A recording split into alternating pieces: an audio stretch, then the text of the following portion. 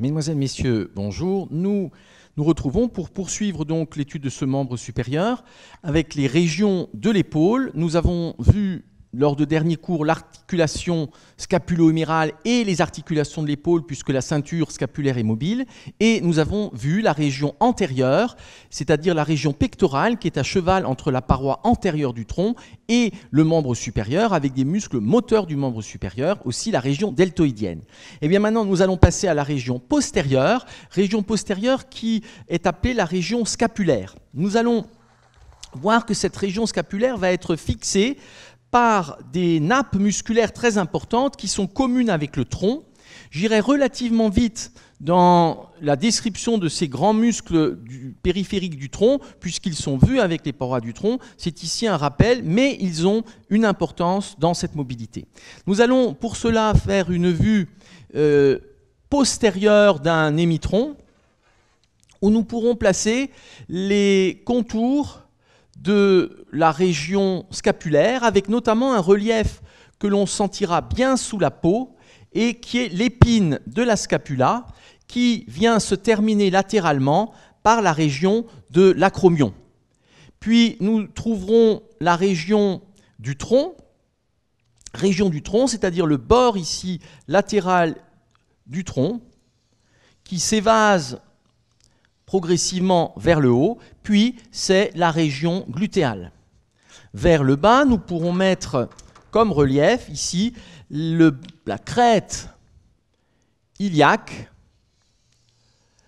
l'épine iliaque postérieure et supérieure, et schématiquement la région ici du sacrum avec des muscles glutéaux que nous avons étudiés par ailleurs. Nous pouvons mettre ensuite les contours de la région du bras, avec le bord médial du bras et le bord latéral ici de la région deltoïdienne, puis du bras. Puis vers le haut, nous aurons la jonction avec le cou, la nuque, ici la partie descendante et puis la partie ascendante de cette nuque qui va nous mener à la base du crâne avec la protubérance occipitale externe, la ligne nucale supérieure, ici les contours de la tête. Alors bien sûr, c'est quelque chose qui est symétrique. Nous faisons ici, plus ou moins symétrique suivant les gens, et nous n'avons fait ici que les éléments donc, du côté droit comme traditionnellement. Voici cette vue postérieure, et nous allons voir deux grandes nappes musculaires qui vont être des muscles périthoraciques et qui auront une importance dans les mouvements de la ceinture scapulaire et du membre supérieur. Le premier de ces muscles que nous verrons est le muscle trapèze. Muscle trapèze qui, comme son nom l'indique, forme un trapèze quand on considère les deux côtés. C'est une insertion extrêmement étendue qui va se faire sur la moitié médiale de la ligne nucale supérieure, puis qui va se faire sur les processus épineux des 7 vertèbres cervicales et descendre avec une insertion qui se fait sur les processus épineux des 12 vertèbres thoraciques. Il peut y avoir des variations, ça peut être une vertèbre de plus ou une vertèbre de moins. Le muscle trapèze se dégage par une nappe aponévrotique qui s'élargit à la partie moyenne et qui se rétrécit, qui s'effile à la partie supérieure et inférieure. Voici ici cette nappe aponévrotique. Je vous rappelle qu'une aponévrose, c'est un tendon aplati en forme de membrane pour un muscle plat. Donc insertion ici sur la ligne nucale supérieure et sur les processus épineux de C1 à T12. Cette vaste nappe musculaire va avoir une base au niveau de cette insertion et les fibres vont venir converger en quelque sorte vers un sommet de triangle. Les premières fibres qui partent de la ligne nucale supérieure vont être presque verticales, puis viendront faire un tour de spire pour passer vers l'avant, comme nous allons le revoir, et former ici le relief de la partie inférieure de la nuque. Voici ici donc ces fibres supérieures qui sont verticales, puis partent vers l'avant avec un tour de spire. Voilà ces fibres qui viennent faire ce tour de spire. Puis nous allons trouver des fibres qui vont s'insérer sur l'acromion. Les fibres moyennes vont venir s'insérer sur l'extrémité médiale de l'épine de la scapula. Les fibres inférieures vont remonter, là aussi avec un tour de spire, vont remonter vers le bord médial de l'épine de la scapula. Et entre, nous avons les transitions d'obliquité avec des fibres supérieures qui viennent s'insérer sur le bord supérieur de l'épine de la scapula, donc du dehors vers le dedans, en étant de plus en plus horizontales, jusqu'à cette extrémité de l'épine qu'on appelle parfois le triangle endospinal. On est en dedans de l'épine où il y a un nœud, en quelque sorte, d'insertion musculaire par la torsion, l'aspect spiralé des fibres de la partie inférieure. Voici ici la partie supérieure du trapèze, et puis la partie inférieure avec ces fibres qui vont remonter et qui sont donc spiralées pour venir se terminer finalement quasiment sur un point qui est le triangle endospinal. Donc nous voyons cet aspect rayonné des fibres, et des fibres supérieures qui sont presque verticales, des fibres moyennes qui vont être transversales, des fibres inférieures qui sont ascendantes. Insertion qui va se faire en avant sur la clavicule, comme nous allons le voir avec un petit rappel sur une vue antérieure. Si ici nous faisons une vue antérieure, nous allons trouver l'acromion, l'articulation acromioclaviculaire, la clavicule, son extrémité antérieure renflée, le manubrium sternal, l'incisure jugulaire. Nous avons ici le relief de la région deltoïdienne. Nous avons ici le bord latéral du cou et ensuite la partie verticale de ce même bord qui remonte. Et cette partie oblique, plus ou moins horizontale suivant les sujets, du cou est formée par le tour de spire des fibres musculaires du trapèze qui viennent se terminer en avant sur le bord supérieur, postéro-supérieur, de la clavicule. Voici donc les fibres les plus hautes qui naissent du crâne du trapèze, qui viennent contourner le bord du cou et se terminer d'abord sur la clavicule, c'est en gros la moitié latérale, puis sur l'acromion, et c'est ce que nous retrouvons ici, l'acromion. Pour mémoire, l'acromion se projette classiquement au niveau de T1, première vertèbre cervicale ici. Donc voilà cette terminaison antérieure du trapèze, ce qui fait que dans cette partie basse du cou ici, nous avons une double épaisseur de muscles, nous avons du trapèze en avant, du trapèze en arrière, et c'est donc une région extrêmement charnue ici. Nous avons là ce plan le plus superficiel qui est sous le fascia superficiel de la région et le fascia de ce muscle trapèze. Muscle trapèze ici. Nous pouvons mettre un rapport avec le muscle sternocléidomastoïdien, qui est étudié avec les régions du cou, que nous pouvons mettre ici en violet. Et ce muscle sternocléidomastoïdien s'insère sur la région mastoïdienne, qui est ici la région latérale, et nous en voyons ici l'origine. Il va être oblique vers l'avant et le dedans, ici le sternocléidomastoïdien. Nous retrouvons ce muscle qui est donc étudié avec les régions du cou, nous le retrouvons ici sur la vue antérieure avec le chef sternal qui se termine par un tendon cylindrique qui est bien visible sous la peau, tendon cylindrique qui est donc le tendon sternal que nous voyons ici, se terminer sur le manubrium du sternum. Sternocléidomastoïdien, c'est le chef sternal. Il y a maintenant le chef claviculaire, claviculaire cléido comme préfixe, donc sternocléidomastoïdien, et ce chef claviculaire est lui rubané, alors que le précédent était plutôt fusiforme, et vient ici s'insérer sur le bord supérieur et médial de la clavicule, avec un certain nombre d'espaces entre ces muscles qui sont étudiés avec le cou. Alors, innervation, le muscle est innervé par un nerf crânien, c'est le 11e nerf crânien ou nerf accessoire, et ceci est une particularité d'origine embryologique, donc le nerf 11, nerf accessoire, qui vient innerver à la fois le sternocléidomastoïdien et le trapèze, et c'est-à-dire que nous avons là un nerf qui est purement moteur. Au point de vue action, il va y avoir une action quand le point fixe est sur le tronc, et du coup la ceinture scapulaire va bouger, puisqu'il se termine uniquement sur la ceinture scapulaire, et nous aurons une action quand le point fixe est sur le membre supérieur.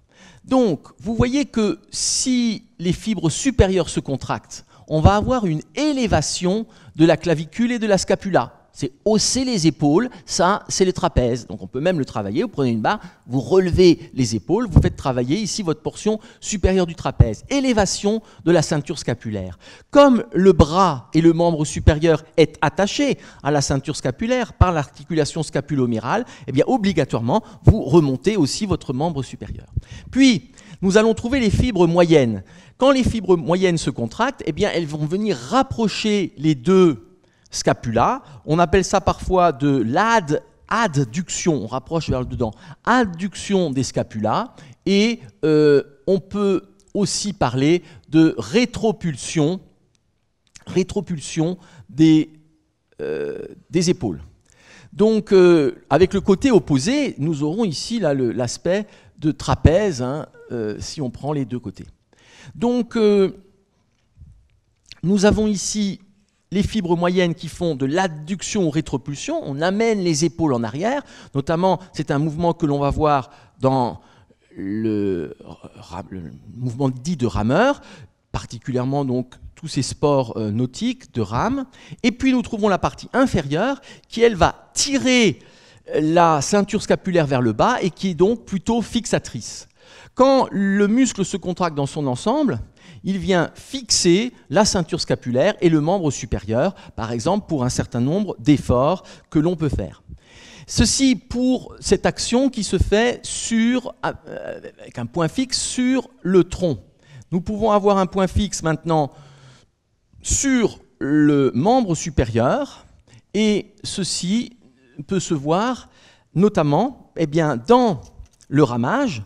Vous avez les rames en avant, et vous allez faire de la rétropulsion, vous allez ramener les scapulas vers l'arrière et la clavicule, et ceci correspondra aux fibres moyennes. Quand nous avons une fixation par le membre supérieur, par exemple ici en suspension, eh bien en suspension, si je viens me redresser, donc sur des barres, si je viens me redresser ou pour monter sur un balcon, eh bien ce sera ici ces fibres supérieures qui vont se contracter et qui vont remonter, qui vont aider à remonter le tronc en traction. Voici pour ce muscle trapèze, il y a une deuxième grande nappe musculaire qui est le muscle grand dorsal. Ce muscle grand dorsal est une vaste nappe musculaire également, dont la partie initiale est cachée par le muscle trapèze. Le muscle grand dorsal s'insère de T6 jusqu'à L5 sur les processus épineux. Donc processus épineux de la 6e vertèbre thoracique, et donc nous serons ici cachés par l'origine du trapèze, c'est en profondeur.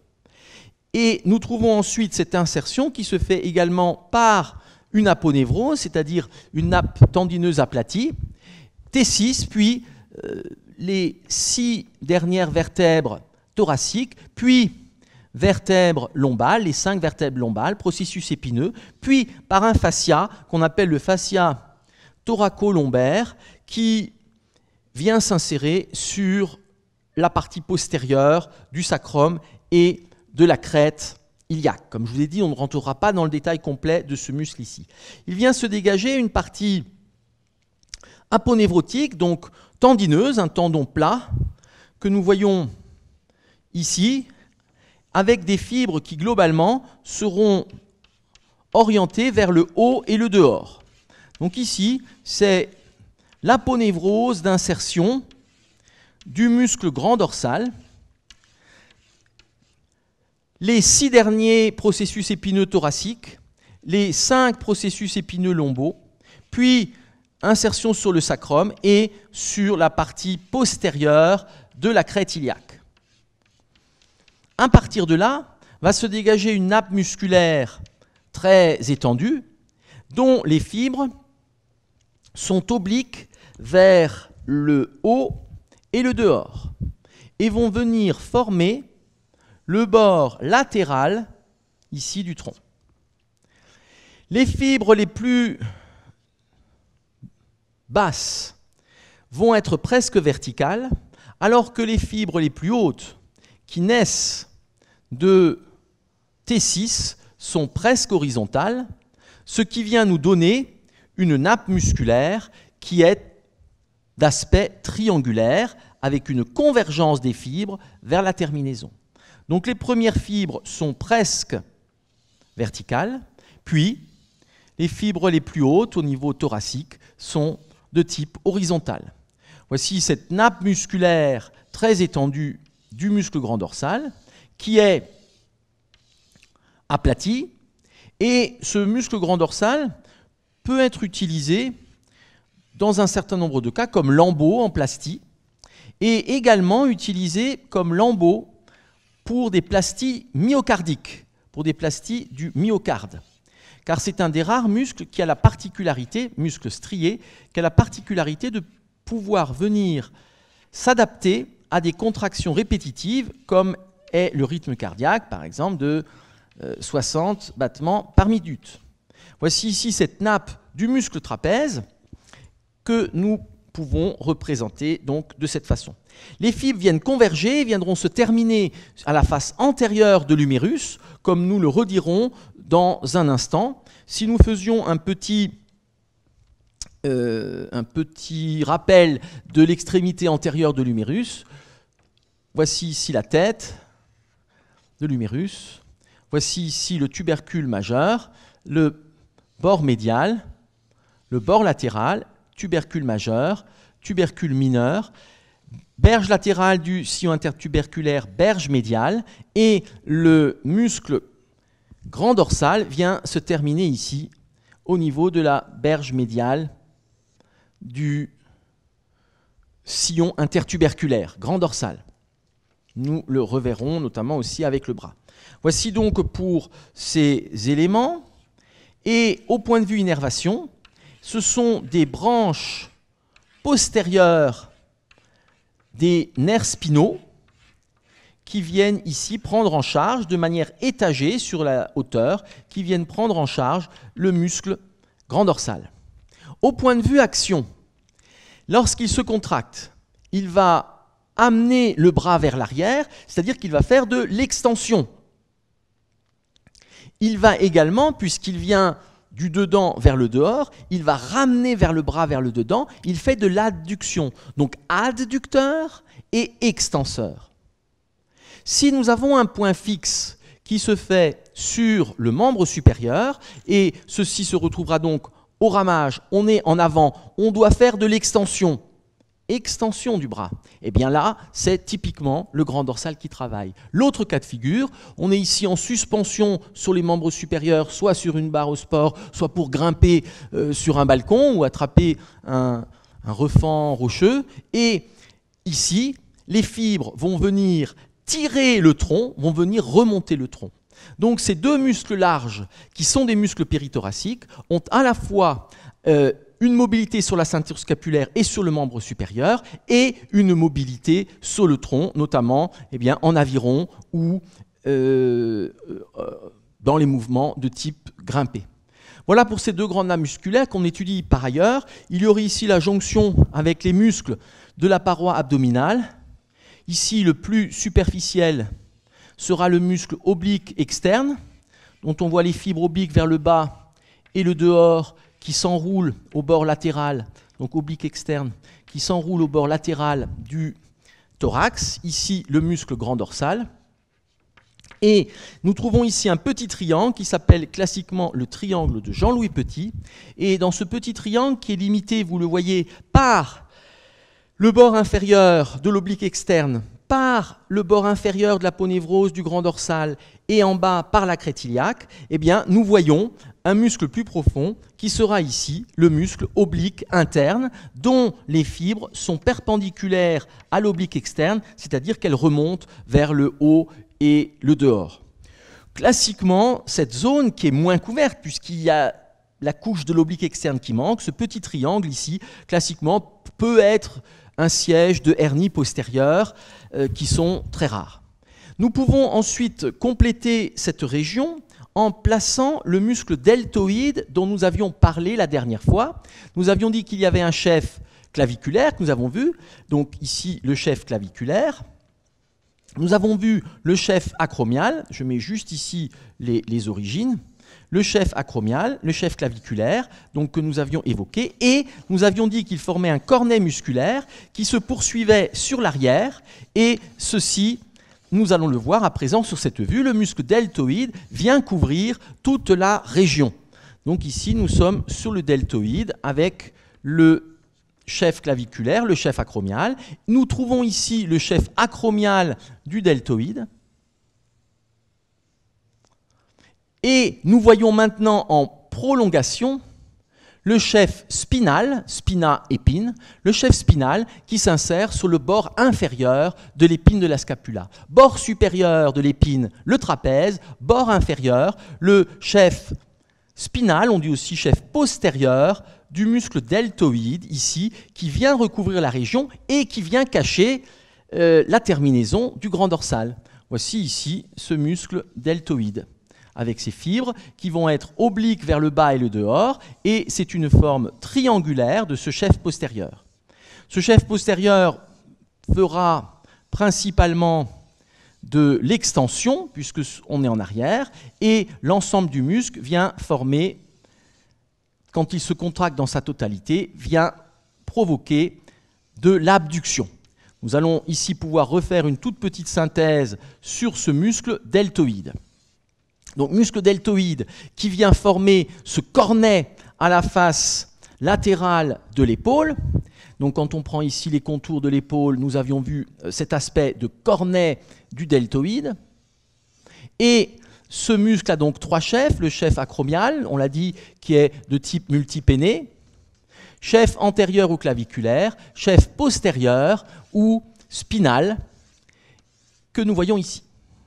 Puis, ce sont les contours donc, de l'épaule, région deltoïdienne, région du bras, et ici, les contours donc, du tronc avec la région du cou au-dessus, et le thorax, région pectorale. Ici, sur une vue latérale. L'innervation de ce muscle deltoïde se fait par la profondeur, et je le mets ici en pointillé, par le nerf axillaire que nous allons voir dans un instant, nerf axillaire, ou tout à l'heure, nerf axillaire, qui est en profondeur, qui vient de l'arrière, et ce nerf axillaire abandonne également une branche superficielle, sensitive, pour la peau du moignon de l'épaule. Quand ce muscle se contracte dans sa globalité, eh bien, il est latéral par rapport au bras, il va donc tout logiquement faire de l'abduction. Donc pour travailler le deltoïde, abduction du bras. Quand il n'y a que les fibres antérieures qui se contractent, et ceci par rapport à l'axe du membre supérieur, quand il n'y a que les fibres antérieures qui se contractent, on va avoir de la flexion. Et on aura là des fibres qui seront similaires à celles du chef claviculaire du grand pectoral. Et vers l'arrière, extension. Chef antérieur, claviculaire, flexion. Chef postérieur, spinal, scapulaire, extension. Et quand tout se contracte, on a l'annulation, flexion, extension, et c'est de l'abduction. C'est le plus puissant muscle abducteur. Nous allons maintenant passer à la région plus profonde qui apparaît ici dans ce petit triangle où nous voyons le bord médial ici de la scapula. Voilà l'épine, voilà le bord médial de la scapula qui apparaît dans ce triangle délimité par trapèze, deltoïde et grand dorsal. Et là, c'est la région scapulaire proprement dite, sur laquelle nous allons nous concentrer. Nous allons ici représenter une vue postérieure de la région scapulaire, avec ici le bord médial de la scapula, qui présente un angle, une coudure au niveau de l'insertion de l'épine de la scapula, c'est une forme qui est toujours très variable suivant les sujets, suivant les individus. Barrant la face postérieure de la scapula, nous trouvons l'épine scapulaire qui remonte vers le haut et le dehors et vient se terminer par l'acromion qui surplombe l'ensemble. Vers le dedans, ici, nous avons une zone, la partie toute médiale de l'épine, qu'on appelle le triangle endospinal, puis c'est l'épine qui vient ici vers vous, on le verra sur une coupe, qui est perpendiculaire. Voilà l'épine qui se prolonge par cet élargissement de l'acromion qui vient se recourber vers l'avant et surplomber l'articulation scapulo-humérale. Ici, le bord supérieur de la scapula, nous réinsisterons, il disparaîtra un petit peu sur certains muscles. Et puis ici, le bord latéral de la scapula viendra également disparaître sous les muscles. Nous allons pouvoir placer, sans appuyer, la région de la cavité glénoïdale, qui est à l'angle supérolatéral de la scapula, et également sans appuyer, puisque caché par des éléments, nous aurons ici la tête de l'humérus, c'est l'articulation scapulo-humérale, et nous allons placer cet humérus en légère abduction, 30-40 degrés, abduction, ce qui nous permettra de tendre les muscles et de mieux voir un certain nombre d'éléments. Voici ici cet humérus que nous compléterons progressivement. Nous allons trouver toute une série de muscles qu'on peut appeler intrinsèques de la ceinture scapulaire qui vont s'insérer sur la scapula et se terminer sur le membre supérieur. Et en particulier, c'est ce qu'on appelle les muscles de la coiffe des rotateurs de l'épaule. Je vous l'ai dit, les heures se sont fortement réduites. Nous avions à peu près 32 heures il y a 15 ans et aujourd'hui, il en reste une douzaine, ce qui fait qu'on ne peut plus rentrer dans le détail de l'ensemble. On fait de la topographie générale. Donc nous allons trouver un premier muscle qui va occuper la fosse supraépineuse, c'est-à-dire la région qui est au-dessus de l'épine de la scapula. Et ce muscle, tout logiquement, va s'appeler le muscle suprascapulaire. Il vient s'insérer ici, dans cette fosse supraépineuse, muscle supraépineux. Donc muscle supraépineux ici, qui viendra s'insérer au-dessus de l'épine, supraépineux, au-dessus de l'épine de la scapula, en latin supraspinatus. Les fibres vont être globalement transversales vers le dehors et vont passer sous l'acromion, comme nous allons le revoir. Voici les fibres du muscle supraépineux qui vient remplir la fosse supraépineuse au-dessus de l'épine de la scapula. Passant sous l'acromion, il se termine sur un tendon épais, qui va s'insérer, terminaison du muscle, sur la facette supérieure du tubercule majeur de l'humérus. Voici ici ce muscle supraépineux qui passe sous l'acromion et la jonction musculo-tendineuse, terminaison du muscle, sur la facette supérieure du tubercule majeur de l'humérus. Tendon du supraépineux, en latin supraspinatus. C'est la facette supérieure du tubercule majeur de l'humérus, confère l'ostéologie. Il passe ce muscle au-dessus du centre de rotation de la tête de l'humérus, et donc, quand il se contracte, il va faire de l'abduction. Nous avons déjà vu comme abducteur du bras le deltoïde, et ceci est un deuxième muscle abducteur. Le plus important en puissance, c'est le deltoïde, mais le supraépineux est considéré comme le starter du mouvement. On démarre par le supraépineux, puis le deltoïde prend le relais. Donc c'est un muscle important dans les mouvements de l'épaule, l'abduction, même si, quand il est lésé, il peut être compensé par le muscle deltoïde. Il est innervé par le nerf suprascapulaire, qui arrive dans la région par le haut, comme nous le reverrons. Voici pour ce premier muscle. Et pour voir les éléments, nous allons faire deux coupes de type frontal, antéro-postérieur. La première sera une coupe ici, qui sera une coupe par la plaque scapulaire, qui est concave vers l'avant formant la fosse subscapulaire, c'est le côté ici antérieur tourné vers le thorax, fosse subscapulaire.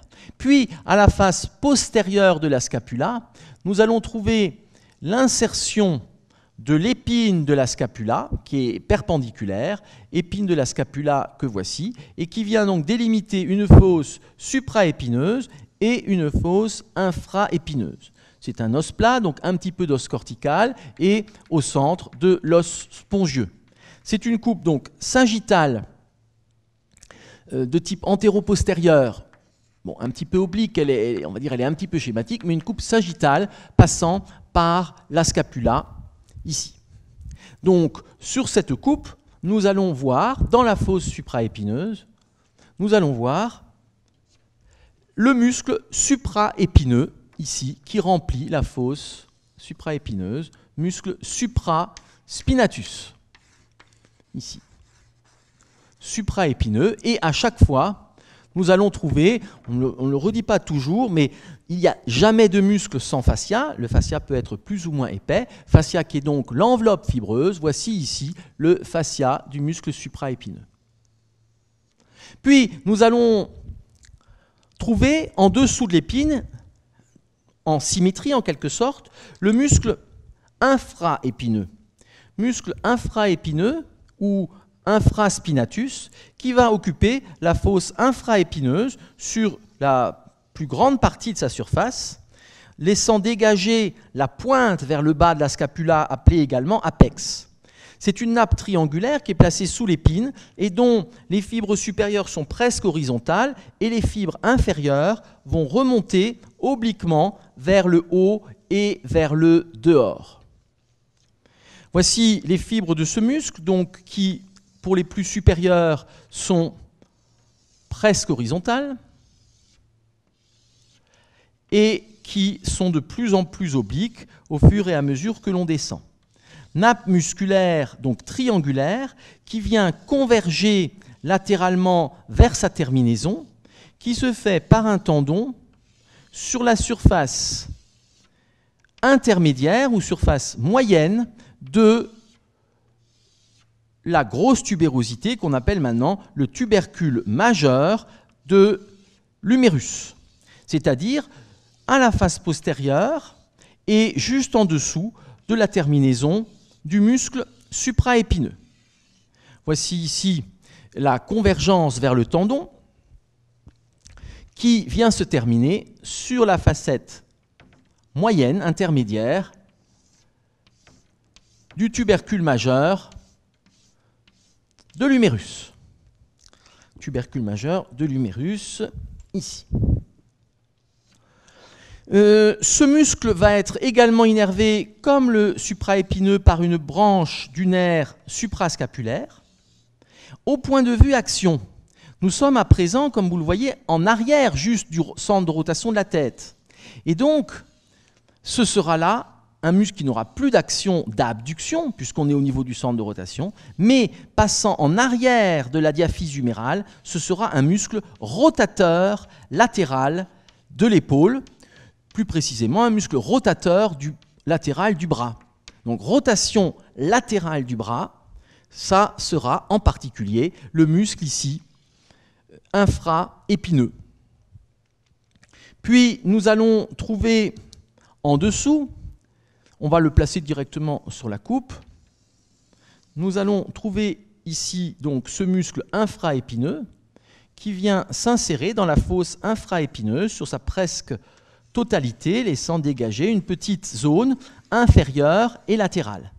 Voici ici le muscle infraépineux ou infraspinatus, recouvert là également de son fascia, enveloppe fibreuse inextensible. En dessous, nous allons trouver un muscle qui sera le muscle petit rond. Petit rond, en latin muscle teres rond minor, muscle petit rond qui vient s'insérer en dessous, ici, du muscle infraépineux, sur la partie latérale de la scapula, et qui vient former un cordon musculaire qui est plus ou moins circulaire à la coupe, d'où son nom, et qui est allongé, avec des fibres qui remontent obliquement vers le haut et le dehors. Muscle petit rond ou teres minor, qui vient ici en latin, qui vient ici s'insérer sur la partie inférieure de l'épine de la scapula, sous le supraépineux, qui se jette sur un tendon épais, qui vient se terminer sur la facette inférieure du tubercule majeur de l'humérus. Et donc, si l'on fait un petit rappel de cette ostéologie de l'humérus, nous avons sur la face postérieure, nous avons la tête, nous avons ici le bord médial, nous avons ici le tubercule majeur, et sur ce tubercule majeur, nous trouvons trois facettes, une supérieure, une moyenne, une inférieure. Sur la supérieure, c'est le muscle supraépineux qui s'insère. Puis sur la moyenne, c'est le muscle infraépineux. Et enfin, sur la partie inférieure, c'est le muscle petit rond.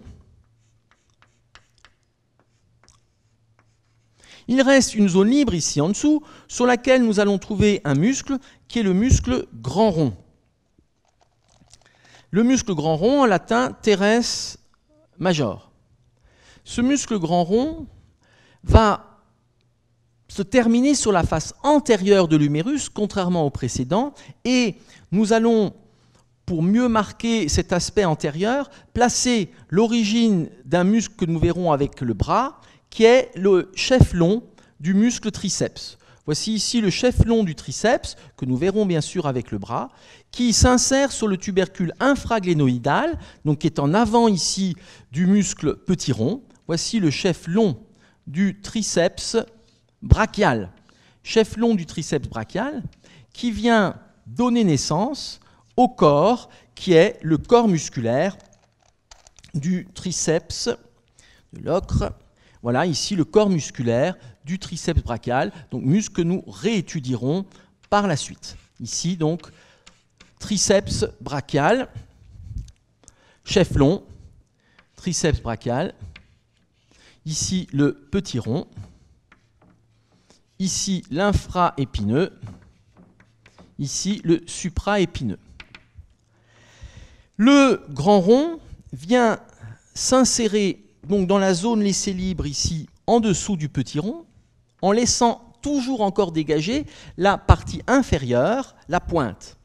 Il va se dégager un chef musculaire allongé qui vient, mettre en rose clair, qui vient ici se... pas la bonne couleur, qui vient ici s'insérer donc sous le petit rond.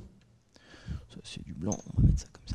Qui vient s'insérer sous le petit rond et qui va avoir des fibres qui remontent obliquement vers le haut et le dehors et aussi vers l'avant, ce qui va l'amener à passer en avant du triceps brachial. Voici ici ce petit rond, ce grand rond, teres major, qui a des fibres obliques vers le haut, l'avant et le dehors. Et pourquoi le nom de rond? C'est que quand on le coupe, à la coupe, il a un aspect plus ou moins circulaire ou elliptique. Nous le retrouvons ici de l'autre côté du tendon du chef long du triceps brachial et nous le voyons passer en avant de la diaphyse humérale que voici par son bord médial, ici, et par son bord latéral sous le tubercule majeur. Vous voyez qu'il vient se délimiter des petits espaces dont nous reparlerons. Le muscle grand rond vient se terminer à la partie antérieure de l'humérus, au niveau de la berge médiale de la coulisse bicipitale, c'est-à-dire le sillon intertuberculaire. Nous en reparlerons de façon plus approfondie avec l'étude du bras. Donc ici, terminaison à la face antérieure de l'humérus. Donc, il va faire de l'adduction, comme l'infraépineux, comme le petit rond, adduction, et maintenant passant en avant de la diaphyse humérale, ce sera un rotateur médial. Rotateur médial, et donc quand on fait une alternance rotation médiale, on voit l'alternance de contraction petit rond infraépineux qui vient se gonfler et alternance du grand rond qui vient se gonfler. Voici pour ces éléments, nous pouvons les retrouver sur la coupe. Nous aurons ici le petit rond qui vient s'insérer sur la partie basse sous l'infraépineux. Voici ici le petit rond. Alors suivant le niveau de coupe, il est plus ou moins développé. Et sous le petit rond, là aussi, suivant le niveau de coupe, on le voit plus ou moins bien, nous trouvons le grand rond qui s'insère dans cette zone ici, laissée libre. Petit rond, grand rond, également entouré de fascia, bien sûr. Voilà pour ces éléments, et qui sont bien des rotateurs, c'est la coiffe des rotateurs. Nous pouvons encore évoquer un dernier muscle que nous présenterons de façon sommaire, puisqu'il est profond, mais il est facile à décrire, c'est le muscle subscapulaire. Le muscle subscapulaire, comme son nom l'indique, va s'insérer dans la fosse subscapulaire. Et globalement, il s'insère sur toute la hauteur de la fosse subscapulaire, ici. Donc c'est une nappe musculaire. On va peut-être le mettre en violet. C'est ici une nappe musculaire qui est insérée dans la fosse subscapulaire, c'est-à-dire à la face antérieure de la scapula. Voici le muscle subscapulaire. Ce muscle subscapulaire, on fera un petit schéma à côté, et bien sûr, ici donc subscapulaire, est recouvert par un fascia et va venir avoir une forme triangulaire avec des fibres qui convergent latéralement.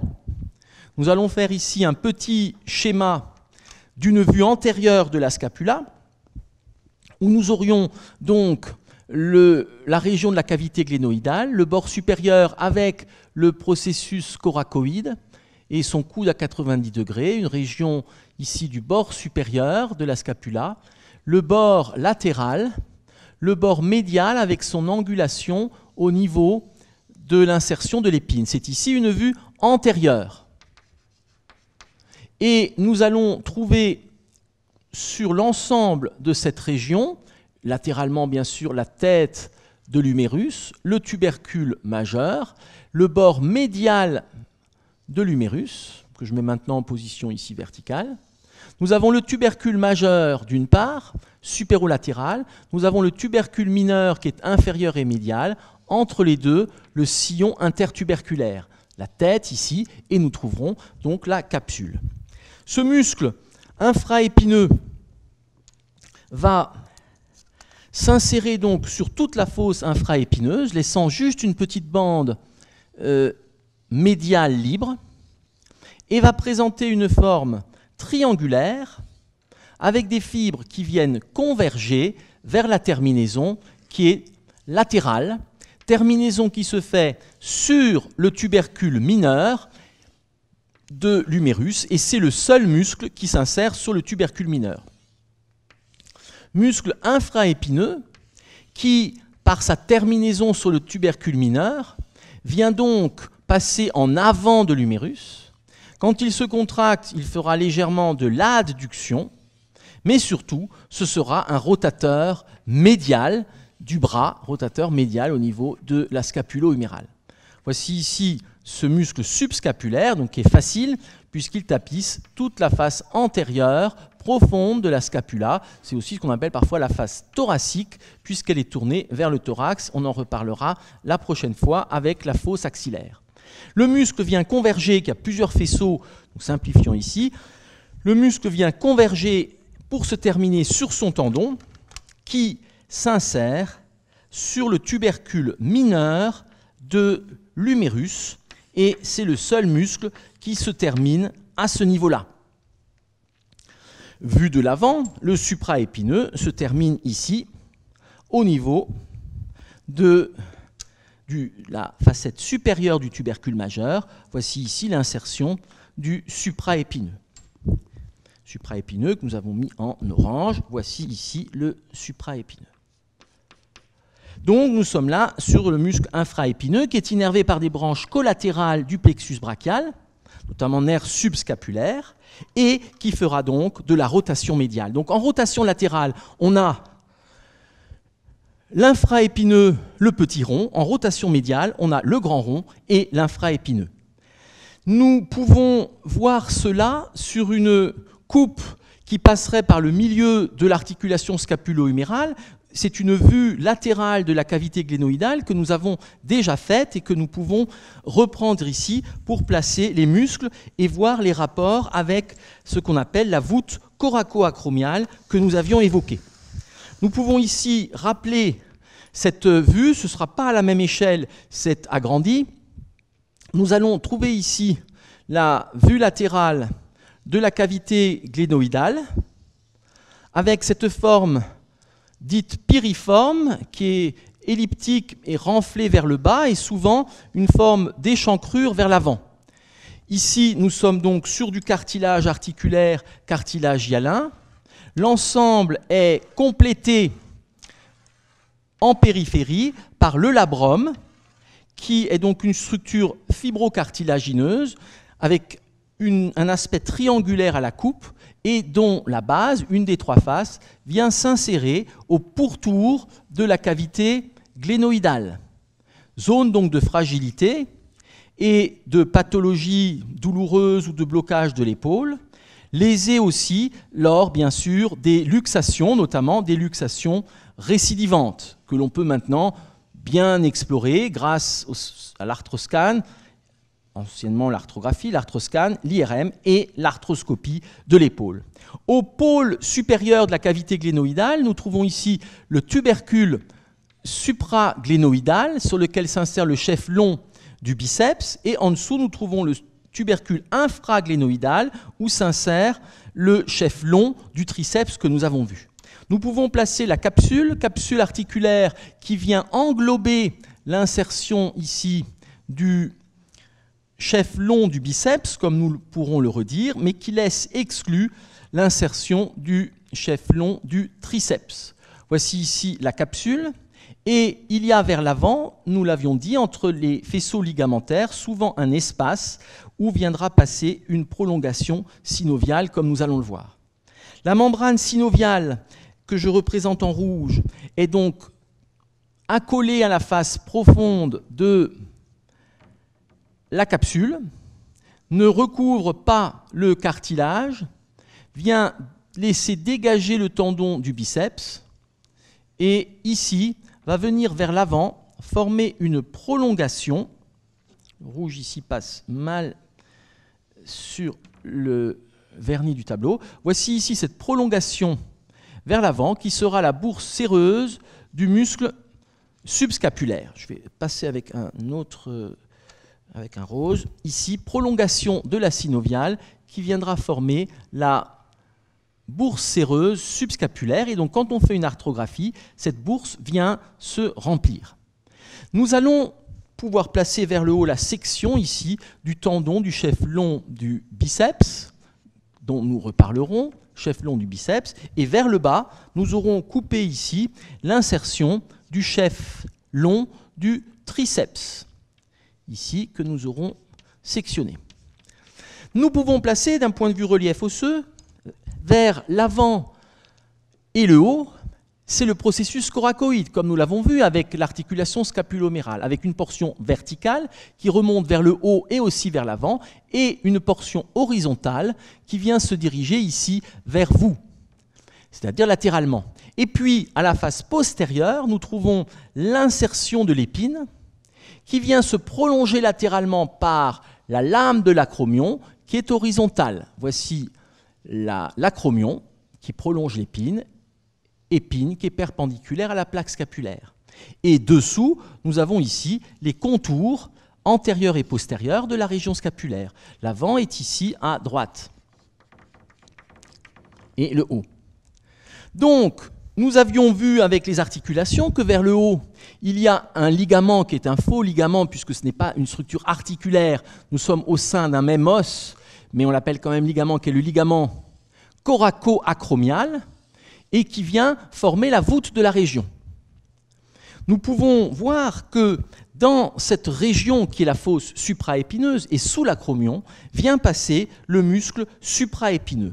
Voici ce muscle supraépineux ici qui passe dans cette région et qui aura aussi à ce niveau la jonction musculo-tendineuse. Je le représente de façon un peu réduite, volontairement, pour avoir de l'espace autour, mais bien entendu, comme toujours, c'est quelque chose qui occupe toute la région. Voici le muscle supraépineux.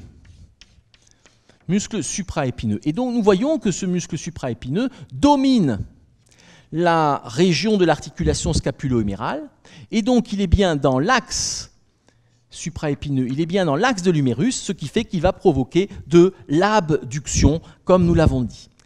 Nous voyons que ce muscle supraépineux est contenu dans une forme de canal ostéofibreux, et c'est vers le bas l'articulation scapulo-humérale et la capsule, mais vers le haut, c'est ce qu'on appelle la voûte acromiale ou la voûte coraco-acromiale, c'est l'acromion et le ligament. C'est une zone finalement inextensible.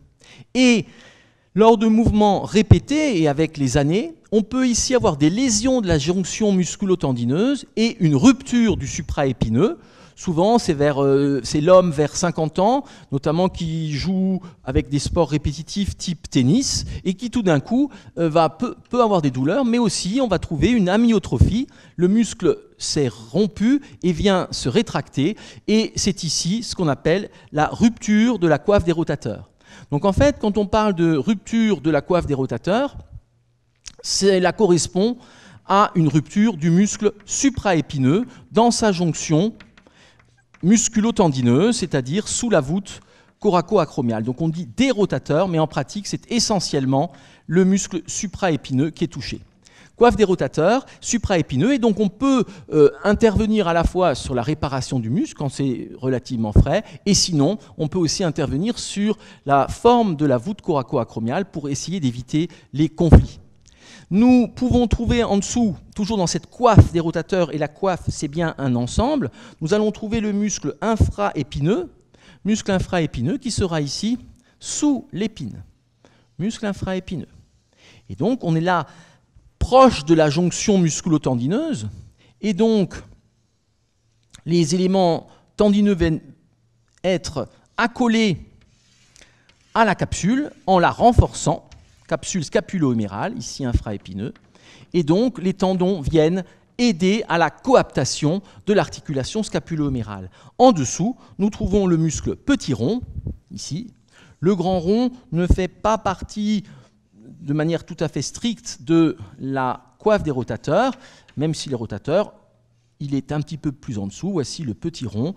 Plus en dessous, on aurait le grand rond, qui est donc, lui, qui n'a plus de contact avec la capsule. Vous voyez que seul le petit rond a encore un contact ici avec la tête. Là, on est nettement en dessous, donc le grand rond serait ici placé plus bas. Donc voici sur l'arrière ces muscles et tendons, jonction musculo-tendineuse, supraépineux, infraépineux et petits ronds qui viennent par leurs tendons renforcer la capsule. Et vers l'avant, nous allons trouver le tendon du muscle subscapulaire et le muscle subscapulaire qui est ici en avant.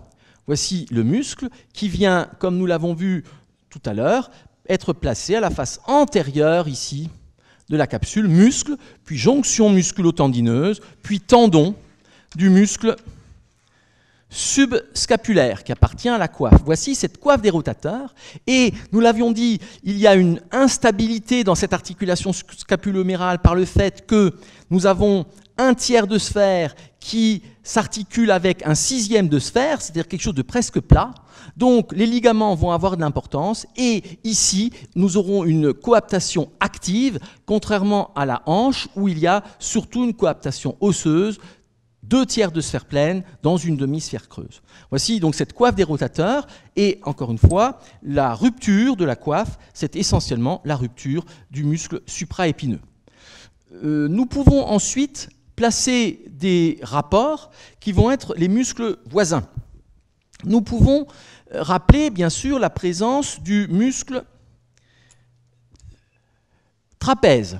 Ce muscle trapèze vient s'insérer sur le bord supérieur de l'épine de la scapula et sur l'acromion. Nous pouvons en voir ici les contours avec donc la partie inférieure du cou. Donc voici le muscle trapèze. Et nous aurons fait une fenêtre dans ce muscle pour voir la région. Fenêtre ici dans le muscle trapèze. Donc ici, on a coupé le muscle, fenêtre, pour voir ce qui est plus profond. Et nous trouvons là les fibres du trapèze avec leurs orientations respectives. Donc là, on a fait une fenêtre dans le trapèze qui vient s'insérer normalement sur le bord supérieur de la scapula et vient cacher donc cette région. Nous pouvons placer ici les contours cutanés supérieurs. Puis, pour voir cette région, nous aurons fait également une fenêtre dans le muscle deltoïde, que je représente ici en violet, qui s'insère sur le bord inférieur de l'épine scapulaire et sur l'acromion, c'est ici le chef acromial sur le côté. Et de la même façon, nous aurons fait ici une fenêtre dans le muscle deltoïde pour voir la région plus profonde, puisque le deltoïde vient cacher la région.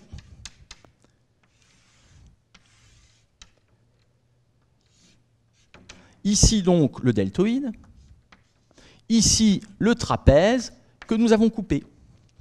Et vers le bas, nous allons trouver le muscle grand dorsal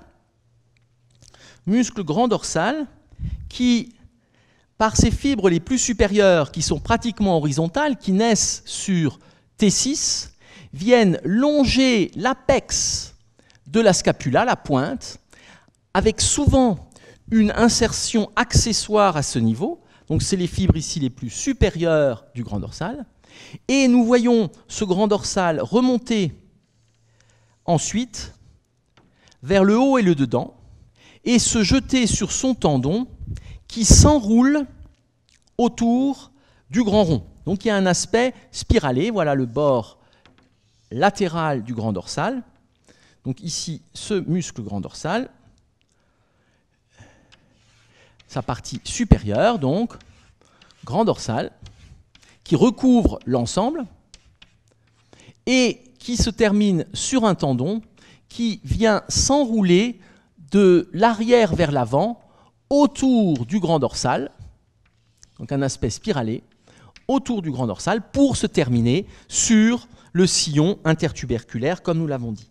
Nous sommes là sur le grand dorsal par son bord supérieur et ses rapports avec la pointe de la scapula.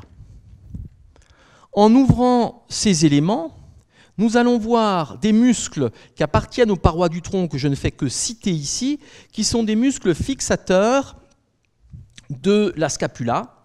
Il y a un muscle supérieur qui est le muscle élévateur de la scapula, qui vient de la colonne vertébrale cervicale et se termine sur le bord médial de la face postérieure de la scapula, au-dessus de l'épine. Voici ici ce muscle élévateur de la scapula, levator scapulae. Nous ne le décrivons pas plus ici, on le décrit avec les régions du cou et du tronc. Il va donc ici fixer la scapula. Quand il se contracte, bien sûr, il vient l'élever. Mais ce n'est pas un muscle extrêmement puissant. C'est le trapèze qui est le plus puissant. Donc ici, c'est le muscle élévateur de la scapula. Et pour compléter, que l'on étudie également avec le tronc, c'est ici le muscle rhomboïde qui a un aspect de losange, qui part de la colonne vertébrale et qui vient s'insérer sur le bord médial de la face postérieure de la scapula, ici le long du bord médial. Voici ces fibres du rhomboïde qui sont obliques vers le bas et le dehors. Muscle rhomboïde, parfois certains auteurs décrivent un grand rhomboïde, un petit rhomboïde. C'est vraiment accessoire et même parfois une variante. Voici ici ce muscle rhomboïde qui est une nappe musculaire aplatie qui part de la colonne, qui va jusqu'au bord médial de la scapula. Et on comprend bien que quand il va se contracter, il va faire de l'adduction de la scapula, comme les fibres moyennes du trapèze. Et donc, c'est ici un muscle fixateur de la scapula et du membre supérieur. Nous pouvons à présent compléter cela sur la vue que nous avions faite ici. Donc, nous voyons le long du bord médial apparaissant dans ce triangle entre trapèze, deltoïde et grand dorsal. Nous voyons ici les fibres du muscle rhomboïde qui partent de la colonne et rejoignent le bord médial de la scapula. Et nous allons trouver le petit rond et le grand rond en partie qui apparaissent dans ce triangle, petit rond, grand rond, donc sous l'épine, éventuellement un petit peu aussi d'infraépineux, infraépineux, petit rond, grand rond ici, qui apparaissent dans cette région, petit rond, grand rond, et ici l'infraépineux. Donc, dans ce triangle, on a accès à la région scapulaire proprement dite. C'est ici, bien sûr, une vue postérieure et du côté droit, comme on le fait classiquement en France. Vue postérieure, donc la droite, le haut.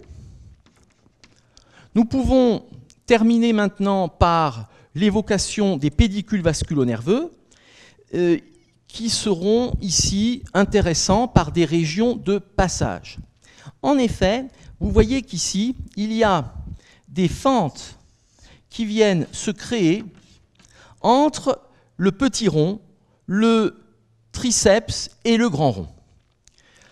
Nous en voyons trois, 1, 2, 3. La première, qui est supérolatérale, s'appelle l'espace axillaire latéral. Nous en reparlerons. Dans cet espace axillaire latéral, anciennement appelé quadrilatère de Velpeau, parce qu'il a une forme carrée, donc cet espace axillaire latéral est limité par le bord inférieur du petit rond, par le bord latéral du tendon du chef-long du triceps, par le bord médial de l'humérus et par le bord supérieur du grand rond. Va y passer le pédicule vasculonerveux axillaire, qui est une branche terminale du plexus brachial. Nous allons trouver ici le nerf axillaire, donc, qui est le plus important, qui est volumineux. Ce nerf axillaire vient s'enrouler autour du col chirurgical de l'humérus. Il vient donc de la fosse axillaire, de l'avant, et s'enroule ici autour de l'humérus. Nerf axillaire, qui est à la face profonde du deltoïde et qui est un muscle moteur, qui est le nerf moteur, du muscle deltoïde. Et le nerf axillaire envoie également une branche superficielle, sous-cutanée, qui innerve la région. Nous voyons que nous sommes là sur le col chirurgical de l'humérus que nous avions évoqué, et c'est donc lors de fractures du col chirurgical de l'humérus la possibilité de blessure, de lésion de ce nerf, avec donc deux aspects, un aspect de paralysie du deltoïde, paralysie de l'abduction, et une perte de sensibilité du moignon de l'épaule.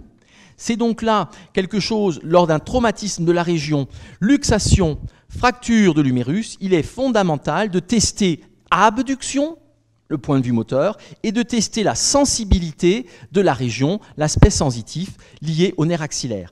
Si vous ne le faites pas avec le nerf est lésé, eh bien, vous aurez là une source de conflit médico-légal parce que on aurait pu le réparer et vous serez passé à côté d'une lésion. Donc c'est un point tout à fait fondamental ici d'explorer ce nerf axillaire. Nous en reparlerons avec le plexus brachial. Il vient s'enrouler de l'arrière vers l'avant, ce qui fait qu'on a dans les voies d'abord plutôt intérêt à passer en avant et à dérouler le nerf et le muscle plutôt qu'à couper en arrière où on peut directement couper le nerf. Nerf axillaire ici qui passe dans l'espace axillaire latéral. C'est le pédicule vasculonerveux, car il va y avoir également une artère ici qu'on appelle l'artère circonflexe, qui vient contourner le col de la région,